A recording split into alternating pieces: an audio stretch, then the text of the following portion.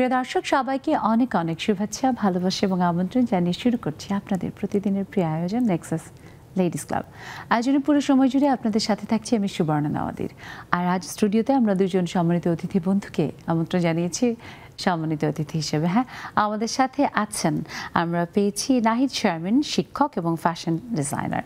সেই সাথে আমরা পেয়েছি আরেকজন প্রিয় বন্ধু Habiba Sultana, head of marketing F&F holidays. দুজনকে অনেক শুভেচ্ছা। আপনাকে অনেক শুভেচ্ছা আপু।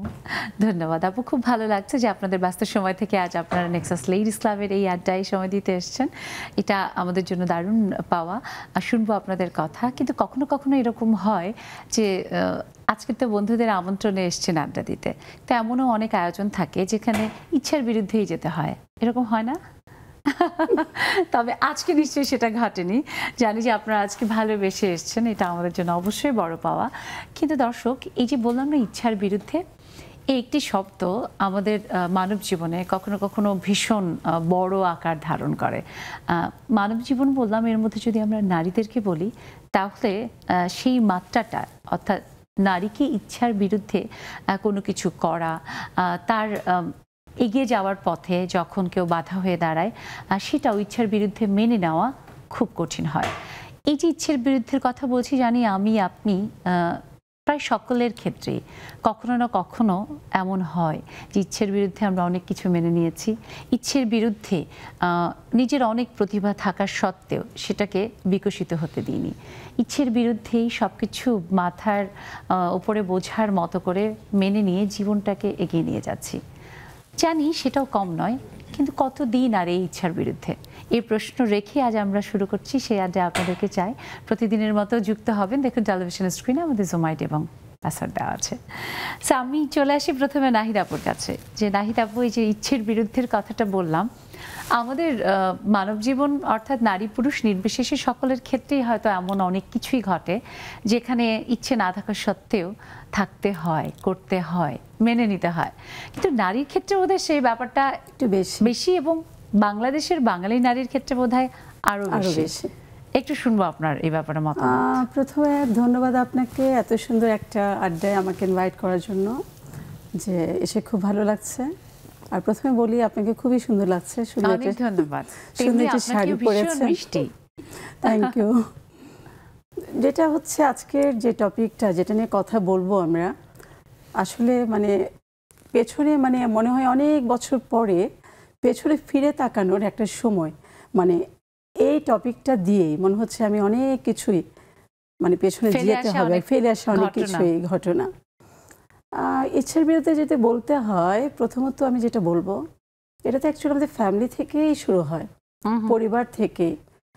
নিজের আপনজন, কাছের মানুষ, তাদের জেনে অথবা মানে নাও জেনে কিছু ইচ্ছা আমাদের উপর চাপিয়ে দেয়।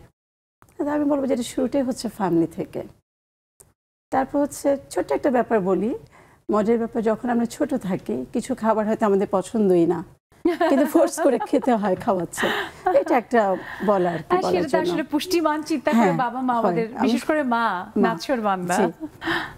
তারপরে বলবো সব কিছুতেই, স্পেশালি মেয়েদের জন্য কি হয়, সব কিছুতে ইচ্ছের বিরুদ্ধে অনেক কিছু করতে হয়।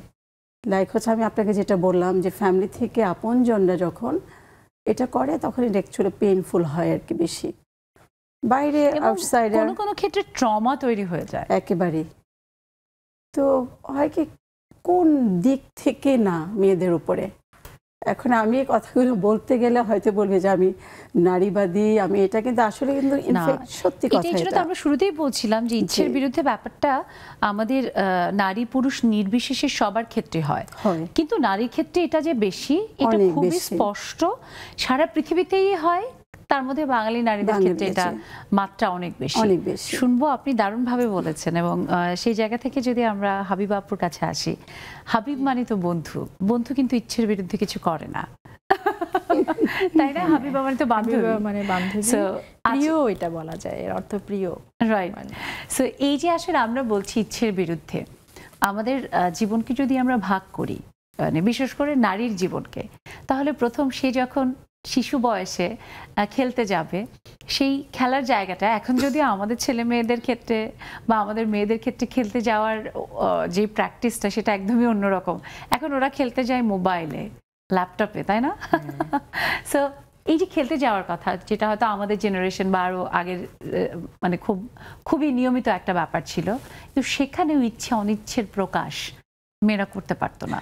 অনেক বাড়িতেই ছিল হয়তো ভাই বোন মিলে খেলতে পারতো, আবার অনেক বাড়িতেই আছে যে মেয়ে একা একা মাঠে গিয়ে খেলবে অন্য প্রতিবেশী বন্ধুদের সাথে, সেটা রীতিমতো একেবারেই একটা নিয়ম বহির্ভূত ব্যাপার। সো আপনার কাছে আমি সেই ছোটবেলার আপনার অভিজ্ঞতা জানতে চাই, যে যেখানে আপনি কখনো ইচ্ছার বিরুদ্ধে ঘরে বসে থাকতে বাধ্য হয়েছেন কিনা। না, এই ক্ষেত্রে আমি বলবো যে আমার ব্যাপারটা পুরো ডিফারেন্ট ছিল। আমাকে ইচ্ছার বিরুদ্ধে কিছু করতে হয় নাই। ছোটবেলা থেকে হয়েছে কি, আমি খুব আদুরে বড় হয়েছি, যদিও আমরা 4 বোন ছিলাম। তা যা করতে চেয়েছি তাই করতে পেরেছি। আমার বাবা মা আমাকে কোনো কিছুতে নিষেধ করে নাই, এটা করতে হবে এটা করতে হবে না, এমন কিছু না।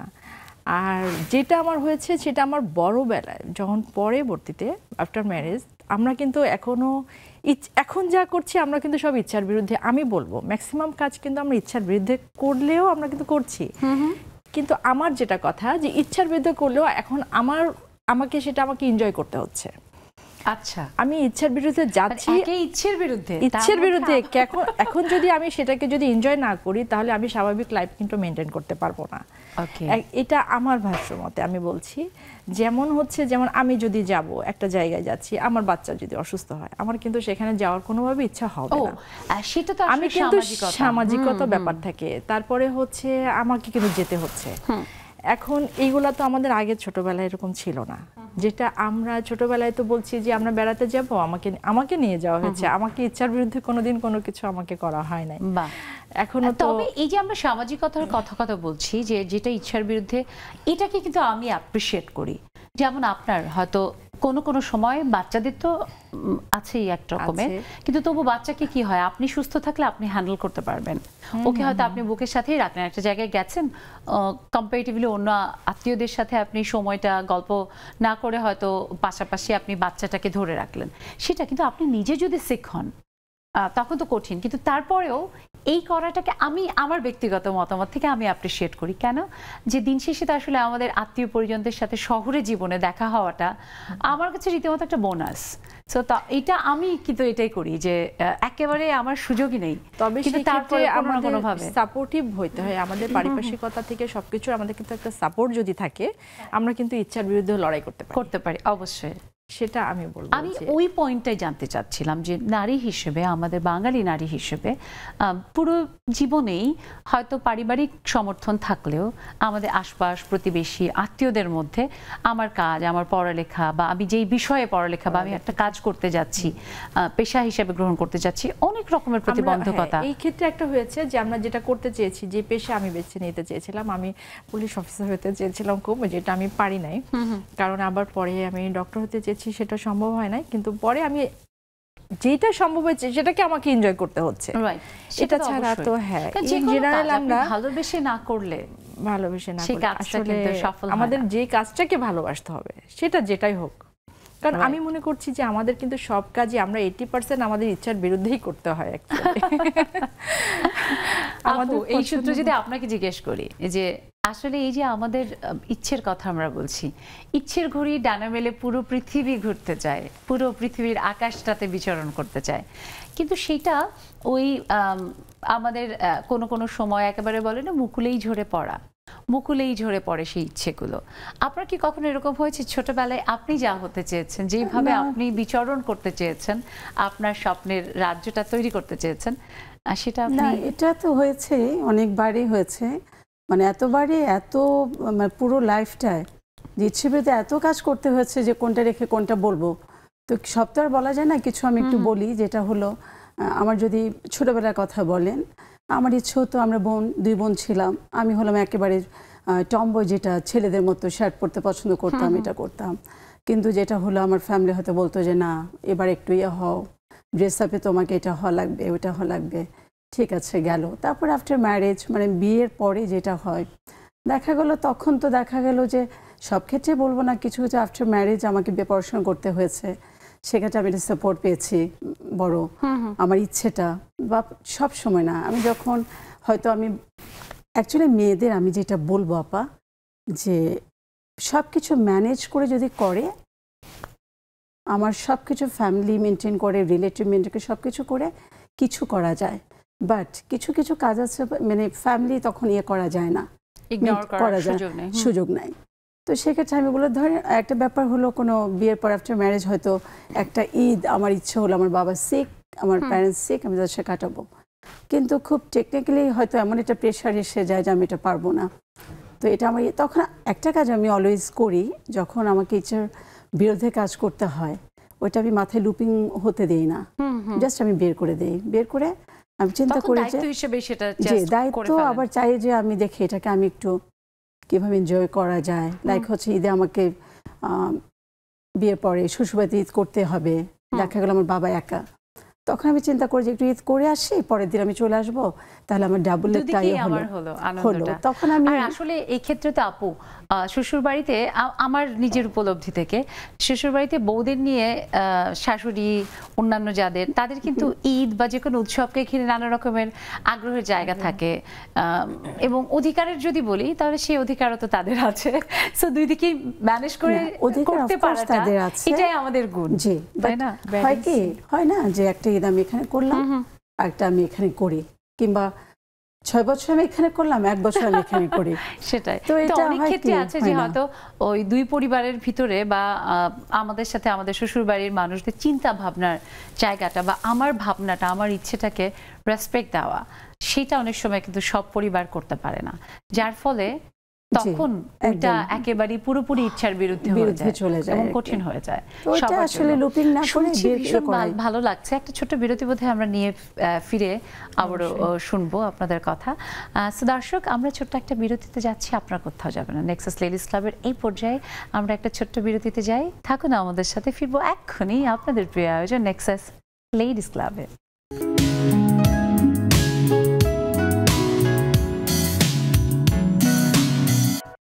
দর্শক, ফিরে এলাম বিরতির পর। সবাইকে আরও একবার শুভেচ্ছা এবং আমন্ত্রণ নেক্সাস লেডিস ক্লাবে। ইচ্ছের বিরুদ্ধে আমরা এই যে আমাদের দারুণ আড্ডা, সেখান থেকে একটা ছোট্ট বিরতিতে গিয়েছিলাম, বাট তাড়াতাড়ি করে চলে এসেছি। সো আপনারা তাড়াতাড়ি যুক্ত হয়ে যান, দেখুন টেলিভিশনের স্ক্রিনে আমাদের জোমাইট এবং আসারটা আছে, দেরি না করে চলে আসছেন। আর আমরা শুনছি বন্ধুদের কথা, ভালো লাগছে, এবং অনেক কিছু আসলে এর ভিতরে প্রত্যেকের আমাদের যে জীবন, তার ভিতরে কিছু না কিছু মেসেজ থাকে। সো আমরা যদি আসি হাবিবা আপুর কাছে, যে হাবিবা আপু, এই যে আসলে জীবনে আজকে আপনি যে জায়গাটায় দাঁড়িয়ে, জানি যে অনেক রকমের অনেক প্রতিকূলতা অতিক্রম করে আজকে পৌঁছেছেন এখানে, সেখানের বোধহয় একমাত্র বিষয় হিসেবে কাজ করেছে আপনার সদিচ্ছা, উইল পাওয়ার, রাইট? সো সেইটাকে শক্তভাবে একটা ভিতের উপরে দাঁড় করানো, নিজেকে এবং নিজের ইচ্ছেকে, সেটার বিরুদ্ধে নিশ্চয়ই অনেকেই ছিল যে আপনি যেন না দাঁড়াতে পারেন। সত্যি করে বলবো যে কে ছিল, এটার বিরুদ্ধে কে ছিল, আমি সেদিকে খেয়াল করি নাই। আমি খেয়াল করেছি যে আমি কোথায় যাব, আমাকে কোথায় পৌঁছাতে হবে। ইচ্ছার বিরুদ্ধে যদি আমি মনে করি তাহলে সবাই, আর যদি মনে না, যদি পজিটিভলি নেই তাহলে আমি সবাইকে বন্ধু মনে করেই আমি সামনে আগাচ্ছি, এটা মনে করছি। আর তাহলে তো আমরা আগাইতে পারবো না যদি মনে করি যে না, আমাদের প্রতিকূলতা আসবে, এখন সেটাকে জয় করে আমাকে সামনে এগোতে হবে। আর আরেকটা ব্যাপার হচ্ছে যে আমাদের ব্যাপারটা যেরকম টলারেন্স ব্যাপারটা আগে ছিল, এখনকার ছেলেমেয়েরা এই জেনারেশনে কিন্তু এই ইচ্ছার বিরুদ্ধে ব্যাপারটা আরও ওদের জন্য কি আমি দেখছি যে অনেক ইজি। আমরা ইচ্ছার বিরুদ্ধে যাইতে পারতাম না, আচ্ছা ইচ্ছার বিরুদ্ধে যাইতে পারতাম না, কিন্তু এখনকার ছেলেমেয়েরা সেটা সহ্য করে না, তারা কিন্তু যেটা ইচ্ছা হচ্ছে করে ফেলছে। আমরা বাবা মা কিছু বলার পরে আমরা শুনেছি কিছু বলে বলে আমরা জেন জি, হ্যাঁ কেন মা এটা কেন করতে হয়, কেন করব না বা কিছু, আর আমরা কিন্তু বাবা মা বলেছে, আমরা কিন্তু ঠিক আছে, ইটস ওকে ফাইন, করতে হবে। ক্ষেত্রে আমরা মিনিমাম প্রশ্ন করার কথা চিন্তাও করিনি। চিন্তা Faith করি রেখেছে একটা আলাদা। আর এখন ওরা এটা কেন করবো না মা, এটা কেন করতে হবে বুঝিয়ে বলতে হয়। তা আমাদের তো ওরকম ফ্রেন্ডলি হইতে হয় অ্যাকচুয়ালি তাদের Right. সাথে, যেটা আমি সব ক্ষেত্রে কি আপনার মনে হয়, আমি যদি এখানে একটা সম্পূরক প্রশ্ন করি, যে আমাদের সময় আমরা একেবারে, বা আমাদের আগের সময়টা বোধহয় খুব কঠিন ছিল, আমাদের মা খালাদের সময়, যে তারা প্রশ্ন করা তো দূরে থাকুক, মিনিমাম তাদের কোনো একটা বিষয়ে হয়তো তারা পড়ালেখা করতে চায়, যে বিষয়ে একটা চ্যালেঞ্জিং করে প্রফেশন কোনোভাবে হয়তো গল্পে পড়ে বা কোনোভাবে তার ভিতরে এটা জেগেছে, সেটাও ভালোটাও বলতে পারতো না। আর বেড়ানো, ঘুরতে যাওয়া, বন্ধুর বাড়ি যাওয়া, এগুলো তো রীতিমতো একেবারে সিলেবাসের বাইরের জিনিস ছিল। সো তারপরে আমরা যদি আমাদের দিকটা দেখি, আমাদের সময় কিন্তু বাবা মা যা বলেছে আমরা ফেথ রেখেছি, এবং সেটার প্রতি সম্মান রেখে, বিশ্বাস রেখে আমরা আবার আমাদের ভাবনাগুলোও তাদের সাথে শেয়ার করেছি, এবং মেলবন্ধনে আমরা কিন্তু একটা সুন্দর, আমি বলবো যে চেতনা জায়গাটায় দেশ, দশ, নিজ, আত্মীয় সবাইকে রেখেছি। বাট এখন কি আসলে এখনকার ছেলেমেয়েদের মধ্যে এই ব্যাপারটা একটুখানি সেলফ সেন্টার্ড না বেশি? সেটা তো অবশ্যই, সেটার জন্য আমি মনে করব যে আমরা দায়ী। কারণ হচ্ছে আমরা কিন্তু আমরা বাবা মার কথা শুনেছি, আমরা শুনছি তাদের কথা। আমরা যদি সেই বললাম না যে সেই টলারেন্স ব্যাপারগুলো এখনকার বাচ্চাদের মধ্যে খুবই কম আছে, তারপরেও ইনশাল্লাহ বলবো যে সেই তুলনায় কিন্তু তারা তো ইনসেনসিটিভ না, তারা তো যথেষ্ট, আমি দেখি ম্যাচিওর, যথেষ্ট ম্যাচিউর। ইভেন আমাদের থেকে এখনকার বাচ্চারা আরো বেশি ম্যাচিউর আমাদের বয়সের তুলনায়, যেটা আমরা ছিলাম না। এখন তারা অনেক ছোট বয়স থেকে অনেক ম্যাচিউর হয়ে যাচ্ছে। তো এটার জন্য আসলে কি সোশ্যাল মিডিয়ায় তো অনেকটা দায়ী। আর আমরা ছেড়ে দিই, আগেকার বাবা মা আমরা বইয়ের উপরে নির্ভরশীল ছিলাম, বা আমরা সবাই গল্প করছি, এখন তো সব মোবাইল নির্ভর। এবং সাথে কি আমাদের মায়েদের ধৈর্যও কমে যাচ্ছে? এটা সত্যি, আমাদের মাদের আসলে ধৈর্য, আমরা সবাই আসলে কি আমরা কমার্শিয়াল হয়ে গেছি, আমরা সবাই কাজের পিছনে ছুটতে ছুটতে, আগে এখনকার প্রতিটা মারাই কাজ করতে চায়, আমি যেটা এখন দেখছি, আগে কিন্তু সেই জিনিসগুলো ছিল না।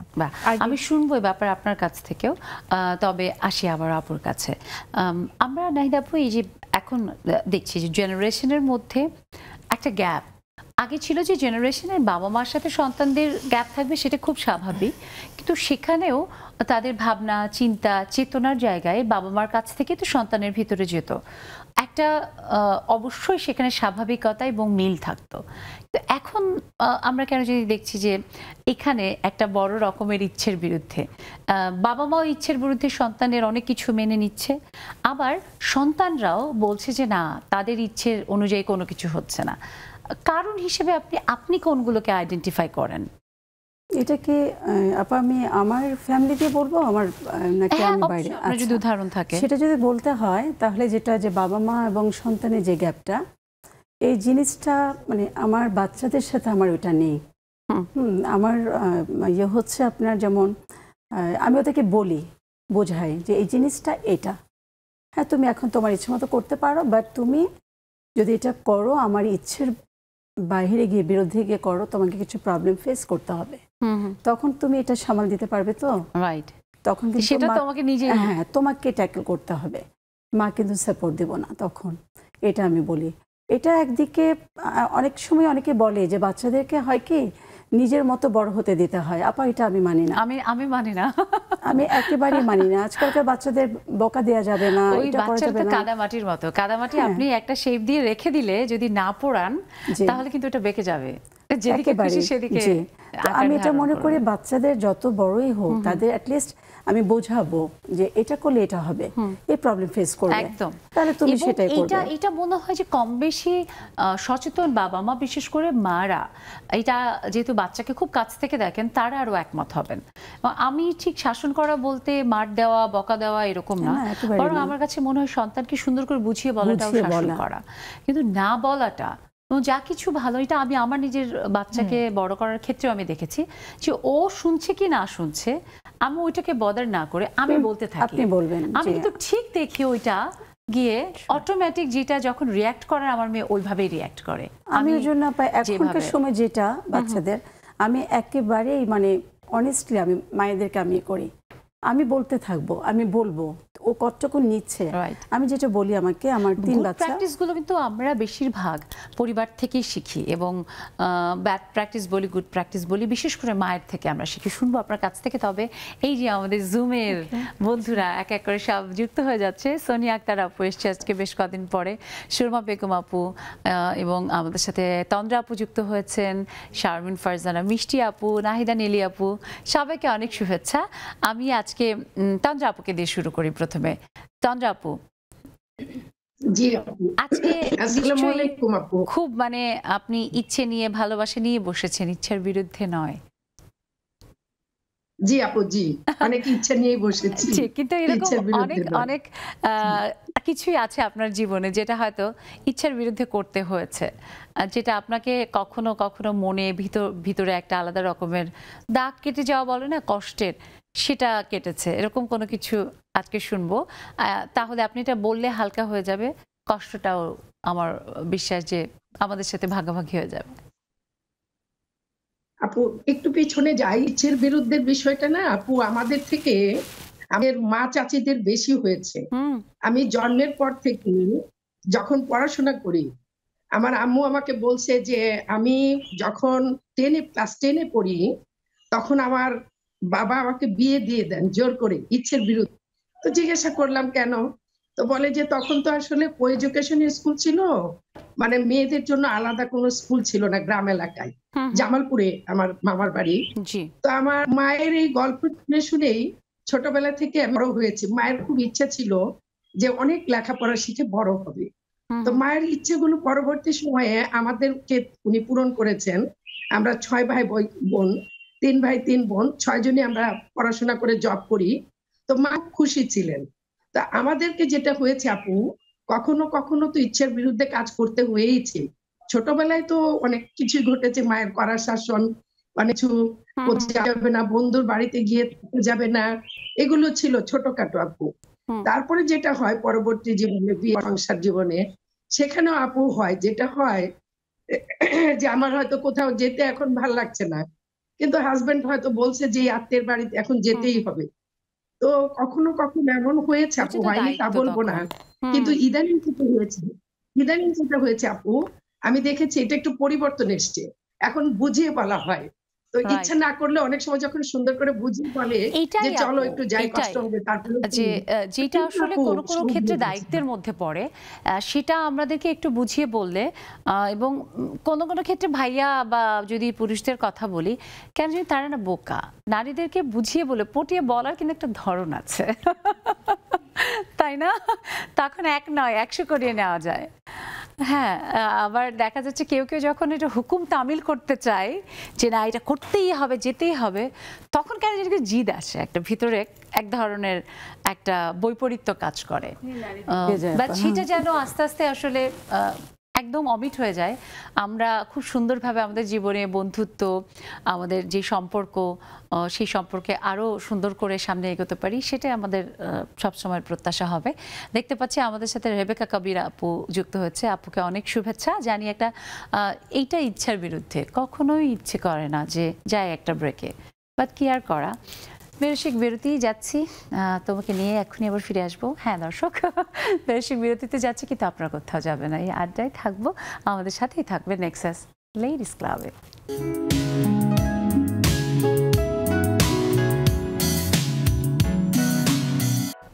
দর্শক, আরও একবার সবাইকে শুভেচ্ছা এবং আমন্ত্রণ জানাই বিরতির পর নেক্সাস লেডিস ক্লাবে।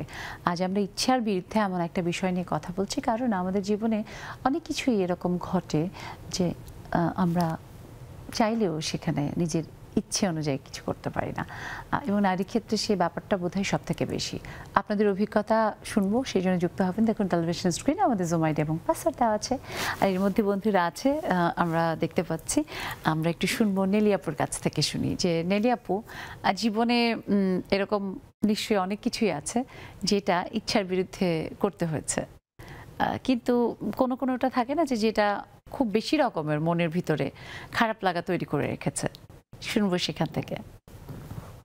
আসসালামু আলাইকুম, শুভ সন্ধ্যা সবাইকে। শুভ সন্ধ্যা। আসলে ইচ্ছার বিরুদ্ধে প্রথমে বলবো, আমার গান শেখার খুব ইচ্ছা ছিল, যেহেতু আমার সব বন্ধুরাই কিন্তু নাচ গান শিখতো। তো আমি চাইতাম, কিন্তু আমার বাবা পছন্দ করতেন না, তো ওটা করতে পারিনি। এটা একটা খুব শখ ছিল, পারিনি। আর হচ্ছে আমি যখন ইন্টার পাস করলাম, তো তখন আমার ভার্সিটি পড়ার ইচ্ছাটা খুব ছিল। তো বাবা যেহেতু চিটাগং ভার্সিটি অনেক দূরে টাউন থেকে, তো বাবা সেটা দেয়নি আমাকে, যে নিজের নিরাপত্তার কথা চিন্তা করেই দেয়নি। তো সেটাও একটা খুব ইচ্ছা ছিল, সেটা হয়নি। পরে আমাকে ইচ্ছার বিরুদ্ধে কলেজে ভর্তি হতে হলো ডিগ্রিতে। আর মাঝে মধ্যে নিজের অফিসে বা কর্মক্ষেত্রে কিছু কাজও ইচ্ছার বিরুদ্ধে করতে হয়, যদি ইচ্ছে না হলেও করতে হয় ইচ্ছা। একটা ব্যাপার বোধহয় সবসময় আমাদের সবার জন্য আনন্দের, সেটা বরং না করতে পারলে ইচ্ছার বিরুদ্ধে চলে যায়, সেটা হচ্ছে লেক্সাস লেডিস ক্লাবের আমাদের এই আড্ডা।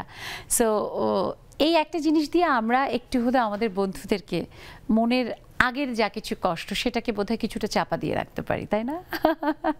সোনিয়া আপু, ইচ্ছার বিরুদ্ধে আমাদের কত কিছুই তো আসলে করতে হয়।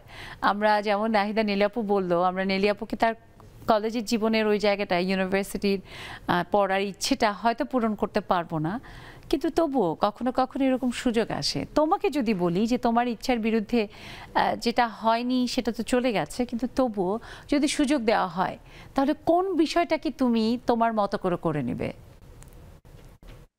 শুভ সন্ধ্যা সবাইকে, ধন্যবাদ সুন্দর একটা প্রশ্ন করার জন্য। আমার খুব ইচ্ছা ছিল যে আমি ওই সময় যখন আমি ইন্টারমিডিয়েট পাস করি 2008-এ, তখন ইচ্ছা ছিল যে আমি তখন লন্ডনে মানে পড়াশোনার জন্য অনেকে গিয়েছিল আমার ফ্রেন্ড সার্কেল, তখন আমারও খুব ইচ্ছা ছিল। আমারে বারবারই বলতাম, আম্মা খুব ভয় পাইতো যে মেয়ে মানুষ বিদেশে যাবে পড়াশোনা করার জন্য, এটা হ্যাঁ একা একা, এটা আম্মা দিত না। পরে তো জগন্নাথে চান্স পেলাম, ভর্তি হলাম, ওখানে পড়াশোনা করেছি। কিন্তু এখন যদি আমার এরকম একটা কেউ চান্স দেয়, ওই যে কোটি টাকার মতো, তাহলে আমি বলবো সোনিয়া আপু, তুমি তো ভীষণ প্রতিভাবান মানুষ, এবং খুবই আমি আমাদের বন্ধুদের মধ্যে যতজনকে কাছ থেকে একটু দেখেছি, জেনেছি, তোমাকেও জেনেছি, এবং আমার মনে হয় যে তুমি খুবই ভীষণ একাগ্র চিত্তের মানুষ, থাকে না যে নিজে করবই। তুমি একটুখানি ট্রাই করো, আজকাল খুব সহজ, আমরা ইন্টারনেটের মাধ্যমে স্কলারশিপগুলো এটা, এবং পড়ালেখার কিন্তু কোনো বয়স নেই।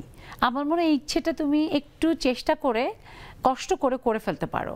আমি চেষ্টা করবো আমার জায়গা থেকে আমি যতটুকু পারি তোমাকে হেল্প করতে, গাইড, আমি যেহেতু বাইরে পড়েছি আমার যেটুকু অভিজ্ঞতা সেটা দিয়ে। ওকে, সো এটা কিন্তু হতেই পারে, লেগে পড়ো, আছি আমরা সাথে। সুরমা আপা, আরে তুমি পারবে। আর দোলনা, মানে একেবারে দোলনা থেকে কবর পর্যন্ত শিক্ষার কিন্তু কোনো বয়স নেই, সো পারবে ইনশাল্লাহ। সুরমা আপা, আপনার কাছ থেকে শুনবো যে বন্ধু বান্ধব সংক্রান্ত কোনো গল্প থেকে আমরা শুনবো যে ইচ্ছার বিরুদ্ধে কোনোদিন এরকম হয়েছে যে বন্ধুরা মনে প্ল্যান করছেন, আপনি যেটা চাচ্ছেন সেটা না চেয়ে অন্য কোনো বন্ধুর প্ল্যান অনুযায়ী আপনাকে সেখানে অ্যাক্ট করতে হচ্ছে, এবং সেটা নিয়ে আপনার ভিতরে খুব মেজাজ খারাপ, এরকম হয়েছে? নিশ্চয়ই হয়েছে। আনমিউট করতে হবে সুরমা আপা, আনমিউট করতে হবে। জি, এখন ঠিক আছে। আসলে আপা, আমার এরকম হয় নাই যে বন্ধুরা কোনো প্ল্যানিং করছে আমি সেটাতে জয়েন করতে পারি নাই। আচ্ছা, এরকম হয় নাই। আমার বন্ধুদের সিদ্ধান্ত বা আমার বন্ধু বান্ধবী এরা খুবই অমায়িক ইয়ে হয়েছে, কিন্তু সিদ্ধান্ত যেটা ইচ্ছার বিরুদ্ধে হয়তো পারিবারিক কিছু কাজ ছিল, সেগুলি করতে বাধা ছিল। এখন পজিটিভ, বয়সের সাথে সাথে এখন সব পজিটিভ হচ্ছে আস্তে আস্তে। ওকে, তার মানে আপনি বলতে চাচ্ছেন এইটা যে ছোটবেলায় যেটা মনে হতো এটা আপনার ইচ্ছার বিরুদ্ধে, একদম ঠিক না, ভালো লাগছে না, এখন সময়ের সাথে এসে আপনার মনে হয় যে না ওইটাই ঠিক ছিল। রাইট, এরকম এটা মায়ের ক্ষেত্রে বোধহয় এটা বেশি হয় না সুরমা আপু? এই প্রসঙ্গে আমি একটু রেবেকা আপুর কাছে আসবো। রেবেকা আপু, একটা বয়সে এসে আমাদের জীবনে বিশেষ করে মেয়েদের জন্য সব থেকে বড় ভিলেন হচ্ছে মা। হ্যাঁ আম্মু তুমি আমার কিচ্ছু মানে করতে দাও না, আম্মু আমাকে এখানে যেতে দাও না, আম্মু তুমি ওইখানে যেতে দাও না, তুমি সব থেকে বড় ভিলেন। এরকম হয় কম বেশি টিনেজের সময়টা বোধহয় মেয়েদের, ইন জেনারেল সবার ক্ষেত্রে। তারপরে একটা সার্টেন টাইম পেরোয় আমরা বুঝতে পারি যে আম্মু যেই জায়গাগুলো বিধিনিষেধ জারি করেছিল, ভিলেন হয়েছিল, সেই কারণে আজকে আমি অনেকের কাছে বেস্ট, তাই না? ধন্যবাদ সুবর্ণা, সুন্দর একটা প্রশ্ন করেছো। তো ছোটবেলায় সে কথাগুলো মনে পড়ে যাচ্ছে আম্মার। হ্যাঁ, তো আম্মা তো অনেক কিছু নিষেধাজ্ঞা করতো। আমার খুব ছোটবেলায় ইচ্ছা ছিল যে আমি এয়ার হোস্টেজে জব করবো। আর তুমি তো জানোই রাজশাহী শহরে এয়ার হোস্টেজের জব সেই সময় আমার আব্বা হচ্ছে ওইখানকার একজন স্বনামধন্য মানুষ, উনি তো মান সম্মানের চাপে। তো আম্মা এটা নিয়ে আমাকে অনেক বকাবকি করেছিল, ইচ্ছার বিরুদ্ধেই গেছে। তো আমি মন খারাপ করেছিলাম, অনেক মন খারাপ করেছি। তখন আমাদের আব্বা ছিলেন খুব সফট মাইন্ডেড। তো আব্বা একটা বুদ্ধি খাটিয়ে আমাকে বললো যে তুমি ওইটা ছাড়া ওর যে লাইনটায় যেতে চাও সেটাই তোমাকে করতে দেওয়া হবে। ঠিক আছে, আমি একটা ভালো সাবজেক্টে অনার্স করলাম। আমার বিয়ে হয়ে গেছে অলরেডি। তবু শ্বশুর বাড়ি থেকেও তোমার অবজেকশন থাকতে পারে, আমার বাবার বক্তব্য। ওইটা আমার খুব এখনো মনটা খুব খারাপ করে যে এই ইচ্ছা শক্তিটা আমার পূরণ হয় যে আমি এয়ার হোস্টেজ জব করতে পারি না। তুমি তো ঘুরে বেড়াও, কর্পোরেট জব করছি, হ্যাঁ ঘুরে বেড়ানোর সুযোগ তোমার হয়। এটাও খারাপ না, এটাও খারাপ না। মা বাবার এবং খুবই সম্মানের সাথেই করছো ইনশাআল্লাহ। তো বাবা মার যে কথাগুলো সেগুলো মেনে আমি খারাপ বা ভালো, খারাপ কিছু পাইনি, ভালো কিছুই পেয়েছি। তবে আমি বলবো ইচ্ছা শক্তি সব জায়গায় কাজে না লাগিয়ে কিছু কিছু জায়গায় একটু চাপা থাকলে ভালো কিছুই পাওয়া যায়, খারাপ কিছু হয় না। ধন্যবাদ, সবাই বলবে। একদম ঠিক বলেছো। আর এর মধ্যে আছে অনেকদিন পরে আমি বৃতা পোদ্দার আপুকে পেয়েছি, আপুকে শুভেচ্ছা। মমি সুফিয়ান, মমি আপু যুক্ত হয়েছে, আমারও হাসিনা চলে এসেছে, আমাদের ফারনা নার্গিস আপু চলে এসেছে, সবাইকে অনেক শুভেচ্ছা। এই বিষয়টা আমি হাবিব আপুর কাছে আসি। হাবিব আপু, এই যে বললো না আপু উড়ে বেড়ানো, আমাদের কম বেশি টিনেজের মোর দেন বোধহয় 80% মেয়েদের ক্ষেত্রে খুব উড়ে বেড়ানোর ইচ্ছার জন্য, ওই ইচ্ছেটাকে পূরণ করার জন্য এয়ার হোস্টেস হওয়ার একটা কেমন জানি আলাদা গ্ল্যামারাস একটা স্বপ্ন থাকে, তাই না? এটাকে আমি খুব গ্ল্যামারাস স্বপ্নই বলি মেয়েদের। এবং সেই জায়গায় আমি জানি না সেই স্বপ্নটা লালন করেছেন কি না, বাট এখন আপনি ট্রাভেল এজেন্সির বিজনেস করেন এবং ট্রাভেলের বিভিন্ন ট্রিপে গ্রুপদের নিয়ে যান, নিজেও একা একা প্ল্যান করেও যান। সো উড়ে বেড়ানোর ইচ্ছেটা মেয়েদের যেটা থাকে আপনি কিন্তু পূরণও করে দিচ্ছেন অন্যদের, এবং নিজেরটাও বোধহয় পূরণ করতে পেরেছেন। এই ক্ষেত্রে আমার একটা খুবই ভালো লাগলো আপুর কথাটা শুনে, যে সে যখন কেবিন ক্রু, অ্যাকচুয়ালি আমি কিন্তু কেবিন ক্রুতে, আমি জিএমসিতে কেবিন ক্রুতে আমি জব পাই। তখন এটা 2008 সালে, তখন আমি পুরো সব কমপ্লিট আমি জয়েন করব। তখন আমার শ্বশুরবাড়ি থেকে সাপোর্ট প্রথমে ছিল, তারপরে আমার বাসা থেকে সাপোর্ট ছিল, কিন্তু অ্যাকচুয়ালি হয় কি আমার বাবা তখন হজে যাবে। আমার বাবা যখন হজে যাবে তখন কিভাবে যেন আমার বাবাকে বলা হয় যে আমাকে যেন এই জবে করতে না দেওয়া হয়। তখন আমার খুব খারাপ লাগে। তখন আমি আমার বাবাকে বলেছি আমি নিজেই এয়ারপোর্ট তোমার সাথে দেখা করে আমি তোমাকে ফ্লাইটে উঠাই দিয়ে যাব, আর ইভেন আমি থাকছি। তারপরে আমার বাবা আমাকে তখন বলে যে আমরা তো এই করবো, তুমি এই জবটা তুমি করো না। ওই ফার্স্ট আমার বাসা থেকে এটা নিষেধাজ্ঞা শুরু হয়। আমার পরে আমি এটা খুব মিস করি। আমার এটাও ইচ্ছা ছিল না তা না, কিন্তু কিভাবে যেন আমি এই জবটা পেয়েও মানুষ সহজে পায় না, আমাকে হারাতে হয়েছে। তারপরে থেকে আমার একটা ইচ্ছা ছিল আমি এই রিলেটেড আমি যাবই, যেভাবে হোক আমি যাব। তারপরে আস্তে আস্তে আস্তে আস্তে, যদিও মাঝে আমার একটা ফাউন্ডেশন আছে, ওইখান থেকে আমরা উইমেন হোপ ফাউন্ডেশন, আমরা ওইটাও উইমেনদের নিয়ে কাজ করি। তো তার সাথে আমি এফএনএফ হলিডেজে আছি। ওকে, আমরা নেক্সাস লেডিস ক্লাবের বন্ধুরা এফএনএফ হলিডেজ থেকে কিভাবে বেড়ানোর খোঁজ খবর পেতে পারি, সেখানে আমাদের ডিসকাউন্টের ব্যাপারটা কি হতে পারে সব শুনবো, কিন্তু একটা ছোট্ট বিরতি নিয়ে আসি। অবশ্যই দর্শক, আবারও যাই, ইচ্ছার বিরুদ্ধে হলেও বিরতি জরুরি, তাই ছোট্ট একটা বিরতির পর আমরা ফিরে আসবো আমাদের আড্ডায়। আমাদের সাথেই থাকুন নেক্সাস লেডিস ক্লাবে।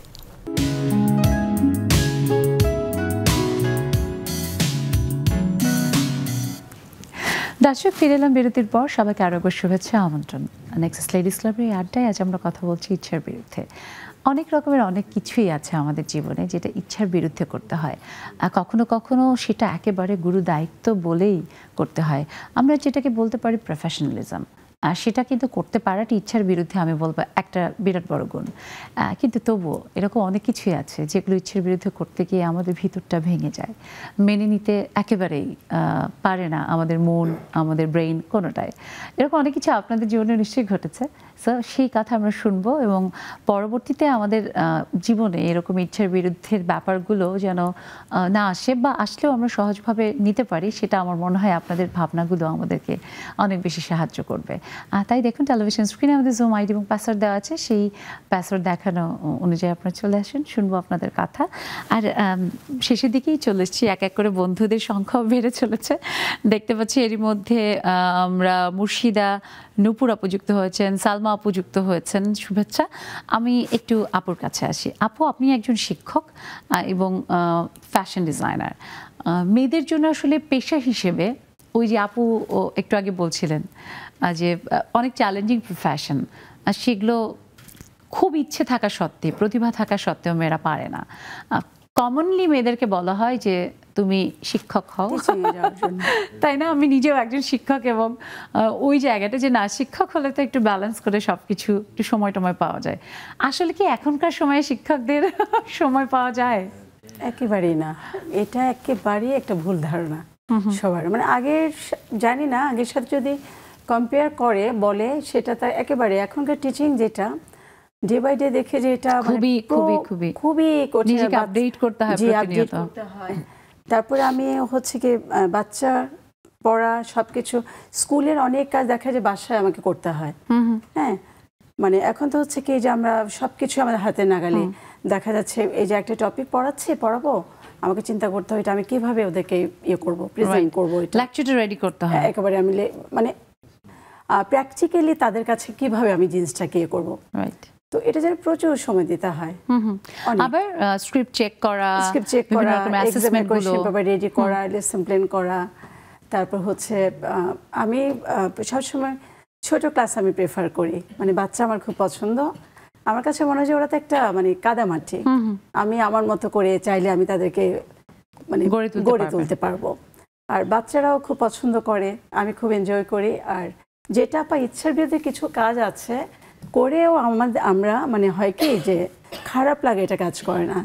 আমি কিন্তু স্পেশাল বাচ্চাদের নিয়ে কাজ করতাম, এটা হচ্ছে আমার এটা পার্ট টাইম জবের মতোই, ভালো লাগতো আমার। বাহ, এটা তো আপনি রীতিমতো আমি বলবো আমাদের দেশ ও জাতিকে একটা সাপোর্ট দিচ্ছেন, শুধু ওই বাবা মাই না বরং দেশকেই সাপোর্ট দিচ্ছেন। তো আমাকে কি করতে হলো, আমার ছোট বাচ্চাটা চলে আসছে কথা, তাকে আমাকে সে ওয়ান কাইন্ড অফ মানে ওকে পুরা আমাকে 100% সাপোর্ট দিয়ে আমাকে পড়াতে হয়।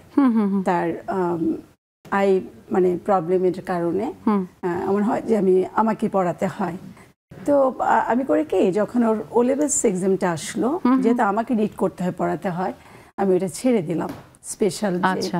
তো আমার খুব মানে ইচ্ছার বিরুদ্ধে, আমি ওই বাচ্চাগুলোকে আমার খুব পছন্দ, ভালো লাগতো আর কি কাজ করতে। বাট আপা, আপনি এই যে দীর্ঘ একটা সময় করেছেন, ভিতর থেকে ভালো লাগা নিয়ে করেছেন, আবার নিশ্চয় করবেন।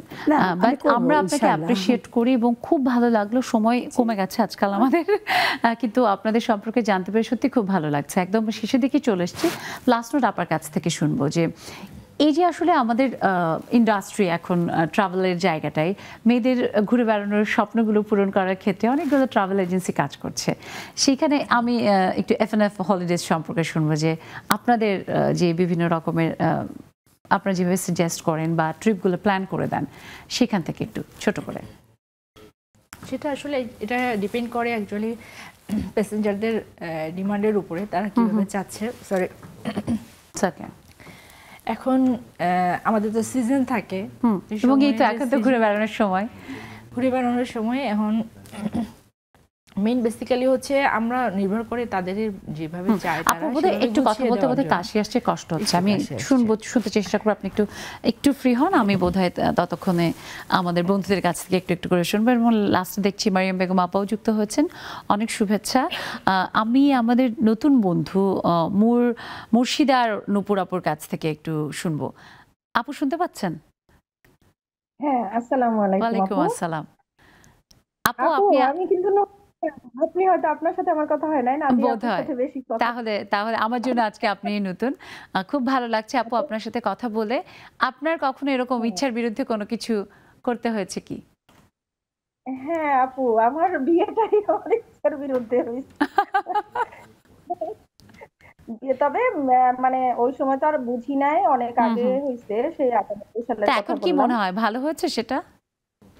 হ্যাঁ, এখন মনে হয় ভালো হয়েছে, আলহামদুলিল্লাহ। তাহলে আর কিচ্ছু লাগবে না।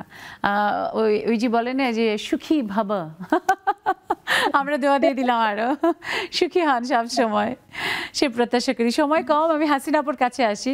হাসিনা আপু খুব হাসছে বারবার। হাসিনা আপুর কাহিনীও তো এরকম, ইচ্ছার বিরুদ্ধে কত কিছু, তাই না? তারপরেও এত জয়ী একজন মানুষ হাসিনা আপু। আসসালামু আলাইকুম আপু, শুভ সন্ধ্যা সবাইকে, অনেক ধন্যবাদ। তুমি জানো তো সেদিন সত্যি কথাটাই বলে দিলা। তবে হচ্ছে সবকিছুর পরে আলহামদুলিল্লাহ অনেক ভালো আছি, আল্লাহর রহমতে, তোমাদের সবার দোয়ায়। পুরোপুরি ইচ্ছের বিরুদ্ধে ছিল, কিছুই জানি না, কিছুই বুঝিনি। স্কুল থেকে আসছি হয়ে গেল, টিফিন খাইতে আসছি বলে বিয়ে, টিফিন খাইতে আসছি বলে বিয়ে। আচ্ছা ঠিক আছে, শেষ। আমি কিছু বুঝলাম না, জানলাম না, কিন্তু আল্লাহর রহমতে ভালো আছি সবকিছু মিলিয়ে। আপু দোয়া করবা সবাই, এভাবে এগিয়ে যাও আপু। রীতা পোদ্দার আপু, আপুর কাছে শুনি যে আপুর ইচ্ছার বিরুদ্ধে এরকম কোনটা হয়েছে কিন্তু সেটা আবার এখন মনে পড়লে আপনার হাসি লাগে যে না ভালোই তো হয়েছে। অনেক ধন্যবাদ আপা, সবাইকে শুভ সন্ধ্যা। অনেকদিন পরে আপনার সাথে কথা বলছি। ইচ্ছের বিরুদ্ধে আসলে জীবনে অনেক কিছু হয়েছে। দুঃখজনক ব্যাপার হচ্ছে ইচ্ছের বিরুদ্ধে চাকরি ছেড়ে এখন শুধু রান্নাই করি। আর একটা মজার ব্যাপার হয়েছে যে একবার সব ফ্রেন্ডরা মিলে আসলে ঘুরতে গিয়েছিলাম। তো ইচ্ছের বিরুদ্ধে দেখা গেল যে হয় না যে আমি বলছি যে এই জিনিসটা খাবো, বলছে যেটা খাবো না। তারপর দেখা গেল এমন একটা অবস্থা হলো যে খাবারটা যখন নিয়ে আসে পড়েই গেল, কেউই খেতে পেলো না। ওই জিনিসটা আসলে আমি সুন্দর, হ্যাঁ, তো মানে সময়ের জন্য বুঝিয়ে বলতে পারছি না, কিন্তু খুব মজা হয়েছে। কিন্তু ওই যে কম বেশি আমাদের জীবনে এরকম অনেকেরই বোধহয় আছে যে ইচ্ছের বিরুদ্ধে হলেও সেটা কিন্তু পরবর্তীতে গিয়ে আমাদের জীবনের সাথে খুব একেবারে মিলেমিশে একাকার হয়ে যায়। বাকি বন্ধুদের কথা আমি এখন আর আসলে সুযোগ নেই, সময় নেই শোনার। মমি আপু, সালমা আপু, মারিয়াম বেগম আপুর কাছ থেকে আমি মাফ চেয়ে নিচ্ছি, কালকে নিশ্চয়ই শুনবো। মিষ্টি আপুর সাথেও মানে বলার সুযোগ হলো না, মিষ্টি আপু সো সরি, কালকে নিশ্চয়ই শুনবো। আর লাস্ট নোটটা আপুর কাছে তখন শুনতে শুনতে বন্ধুদের কাছে গিয়েছিলাম। সো একটু শুনি যে কিভাবে আসলে পরিকল্পনা করছেন আপনারা। পরিকল্পনা করছি, এটা তো আস্তে এখনকার পরিস্থিতিটা একটু ভিন্ন, যেহেতু তার মধ্যেও প্রতিকূলতার মধ্যে তো চলতে হচ্ছে। এটাও একটা ইচ্ছার বিরুদ্ধে কিন্তু আমাদের চলতে হচ্ছে। এখন সবকিছু মিলে এখন ইনশাআল্লাহ চলছে। মানে মানুষ আসলে ঘুরতে চাচ্ছে, সবাই ঘুরতে চায়, সবাই আসলে চায় যে সময়টা ভালোভাবে যেন কাটাতে পারে, একটু এনার্জাইজ হতে পারে। এখনকার তো সবার স্কুল কলেজ ছুটির উপরে নির্ভর করে, তো এখন অ্যাকচুয়ালি কি ডিসেম্বরের উপর নির্ভর করে মানুষ ঘুরছে না, এখন ঘুরে মানুষ সারা সব তুলনামূলক সারা বছরই ঘুরে যাবে, সেইখানকার অবস্থানের উপরেও অনেক কিছু নির্ভর করছে। খুব ভালো লাগলো আপু, এবং আমরা বিশ্বাস করি যে এফএনএফ হলিডেজ থেকে আমরা ডিসকাউন্ট পাবো। আজকে আমরা সব করে নিব, সব বন্ধুরাও নিশ্চয়ই শুনছে। আবার অনেক ধন্যবাদ, কৃতজ্ঞতা আমাদের সে সময় দেওয়ার জন্য। দর্শক, এই যে আমাদের ইচ্ছার বিরুদ্ধে সময় বলছে যে যেতে হবে, কিন্তু তবু কি যেতে তো হবে। আজ যদি যাই তবেই কালকে আবার ফিরে আসতে পারবো, সেই বিশ্বাস নিয়েই যাচ্ছি। থাকবেন আপনারা সব সময় নেক্সাস টেলিভিশনের সব আয়োজনের সাথে।